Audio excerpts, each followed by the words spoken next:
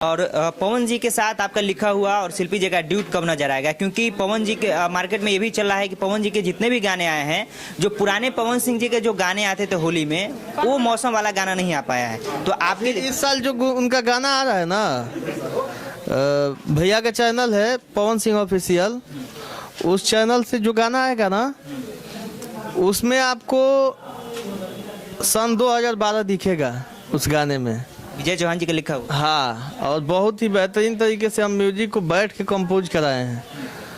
एजे अजय जी का म्यूजिक है और मैंने गाने को लिखा था और शूटिंग भी हो गया है उस गाने का। वो देशभक्ति गीत है और शायद कल के डेट में पवन भैया के आईडी से कोई, चाहे उनका कोई अभी वायरल भी होगा फोटो फौजी के ड्रेस में, वो मेरा ही गाना है, आपका लिखा हुआ। हाँ। मतलब जो भी अभी दर्शक इंतजार कर रहे हैं, उस लेवल का गाना विजय चौहान जी का लिखा हुआ आएगा। बिल्कुल आएगा, एकदम उस लेवल से भी आगे आएगा। अच्छा है, चलिए।